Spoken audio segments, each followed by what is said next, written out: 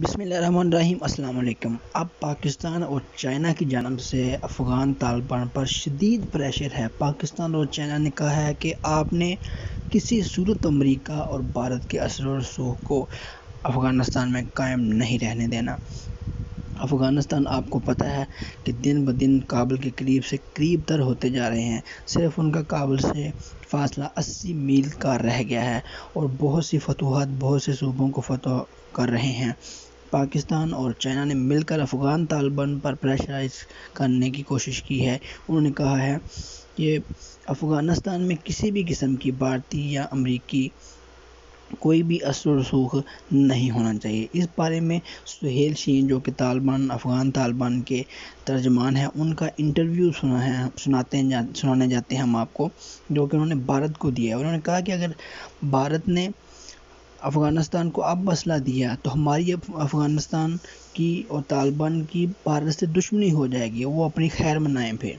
तो उर्दू में उन्होंने दिया है। तो अब हम आपको सुनाने जाते हैं कि उर्दू में उन्होंने जो ख़ताब किया है, उर्दू में जो उन्होंने तकरीर की है भारत के खिलाफ, वो आपको सुनाते हैं। मैं इंटरव्यू में भी कह चुका हूँ। अच्छा, कुछ इंटरव्यूज जो इंडिया टीवी आउटलेट ने मेरा इंटरव्यू लिया, उसमें भी मैंने कहा है कि आप उस निज़ाम को, उस रिजीम को जो ऑक्यूपेशन के नतीजे में अफगानिस्तान के अवाम पर इम्पोज हो चुका है, उसको असलहा दे रहे हो।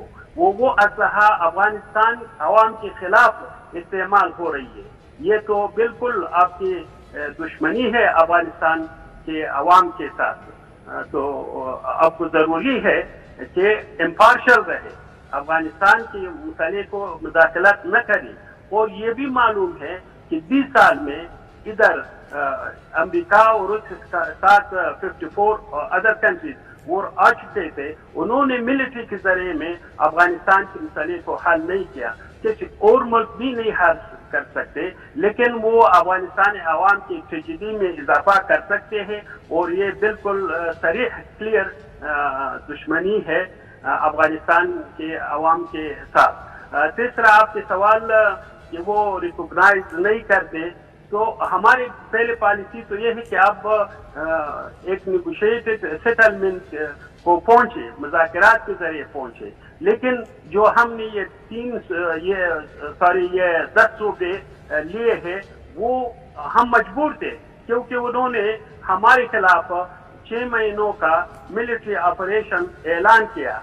तो हम मजबूर थे कि अपनी पोजीशन से दिफा करें। और जब हमने दिफा शुरू किया और रिएक्ट किया, तो उन्होंने वो पोजीशन छोड़ दिए, उसके मिलिट्री फोर्स से उसको छोड़ दें, उसके जो सिक्योरिटी बेल्ट से प्रोविंशियल सेंटर्स के इर्द गिर्द उन्होंने उसको सबको छोड़ दे और सेंटर्स को भी छोड़ दे, प्रोविंशियल सेंटर्स।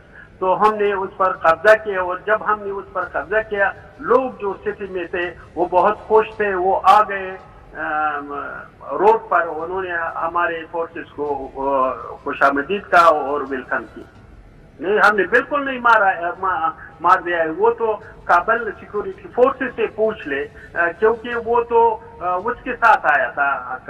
काबुल के वो सिक्योरिटी फोर्सेस जो थे उनके साथ आया था, उसके जो टैंक्स को के साथ, उसके आर्म्ड जो पर्सनल कैरियर व्हीकल थे उसके साथ आया था।